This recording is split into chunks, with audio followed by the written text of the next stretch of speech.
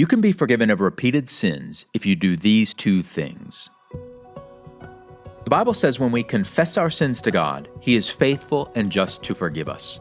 But if we commit the same sin over and over again, will God continue to forgive us? Let's see what the Bible says.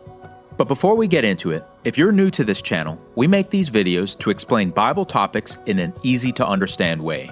We believe the Bible is the foundation of truth and everyone can benefit from it. So give us a like and help spread the word.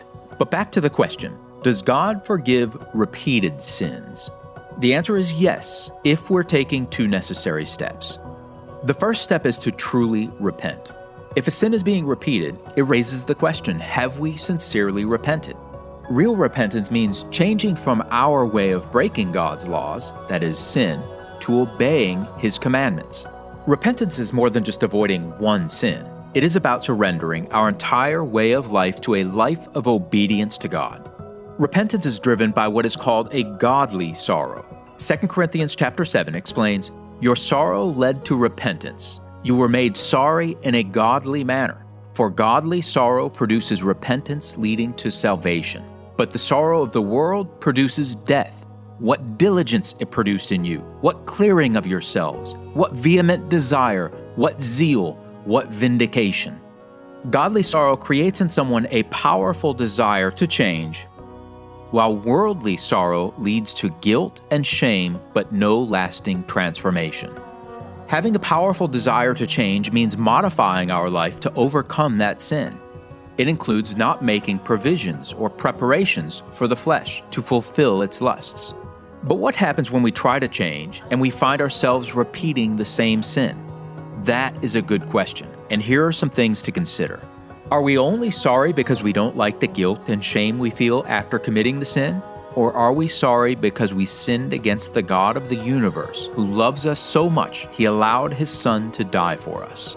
We must honestly ask, are we really and truly repenting? Or are we just asking for forgiveness so we feel better? One leads to change, while the other does not. Are we making the necessary changes in life to overcome? Or is our life set up and prepared to commit the same sin again in the future? For example, if we're repenting of smoking cigarettes, do we keep a pack in the drawer just in case? Or have we thrown them out entirely?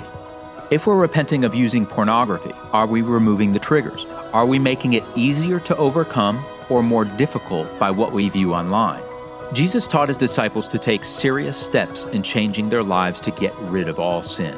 Figuratively speaking, He said, if your right eye causes you to sin, pluck it out and cast it from you.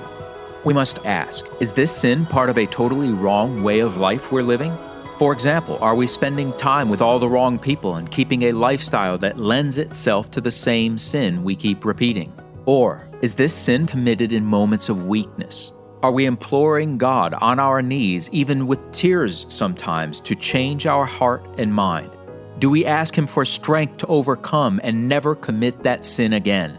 Or is our prayer just routine and lacking sincerity? Or an even more important question, do we even pray about it at all?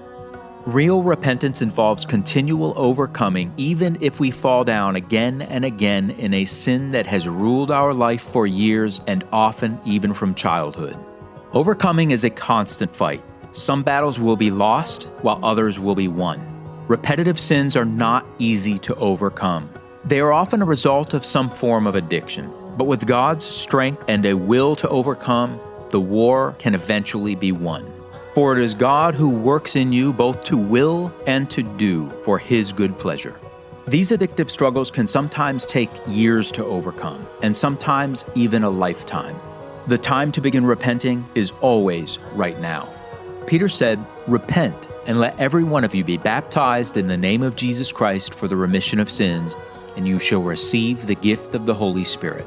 Essentially, before God forgives us of repeated sin, He wants to see that we're sincerely and deeply sorry for the sin and that we're zealously trying to overcome it. And this brings us to the second step regarding forgiveness of repeated sins. Number 2 is to truly understand the sacrifice of Jesus Christ. Romans 3:25 shows that the blood of Jesus Christ only covers the sins that were previously committed. In other words, it covers our past sins. So the justification that comes through Jesus Christ is not a ticket to continue to sin in the future. God certainly will not be mocked. Treating the sacrifice of Jesus as a sort of genie in the bottle to pull out when we feel guilty because of a wrong way of life we're living, or to sin with the thought in mind that we'll just ask for forgiveness afterward, is equivalent to what the book of Hebrews calls trampling the Son of God underfoot and counting the blood of the covenant a common thing. God is full of mercy, so as long as we take the sacrifice of His Son seriously and we continue to sincerely repent and overcome with His help, He will continue to forgive us of the sin we're overcoming. We see in Matthew 18, Peter came to Him and said, "Lord, how often shall my brother sin against me and I forgive him? Up to 7 times?" Jesus said to him, "I do not say to you up to 7 times, but up to 70 times 7. In other words, Jesus was telling His disciples not to limit how many times they forgave others, so God would be able to continue to forgive them as they needed forgiveness. In this scenario, one could question whether or not the person we're continuing to forgive is actually repenting. The same goes for us when we repeat sins against God in weakness. With this in mind, we're simply not in a position to not forgive others because even as we grow in overcoming our sins, it is very likely we fall down in weakness, even against the strongest desires to not sin. In fact, we're not alone in this. The Apostle Paul said, "For what I will to do, that is to obey God, that I do not practice, or at least all the time. But what I hate, that is sin, that I do." Having repeated sins is something that everyone has dealt with. It is not an excuse to continue breaking God's law, but something we must overcome, and with God's help, we can. We must take the necessary steps to change and obey God in all parts of our life. We must never take repentance lightly, or forgiveness for granted. If we fall down 1,000 times, we must continue to fight and get back up 1,001 times. A righteous man may fall 7 times and rise again.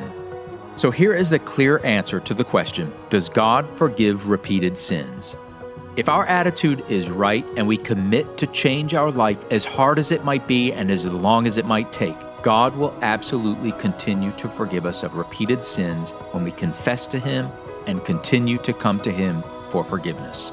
For as the heavens are high above the earth, so great is His mercy toward those who fear Him. As far as the east is from the west, so far has He removed our transgressions from us. There's actually only one sin that cannot be forgiven, and repeated sins are not it. To know what that sin is, watch our video, The One Sin That Cannot Be Forgiven. If you found this video helpful, give us a thumbs up, or let us know in the comments below. If you know someone who likes to hear the plain teachings of the Bible, please share. It helps get the message out. And don't forget to subscribe to our channel. You'll find more of these videos and other programs covering Bible topics. Thanks for watching.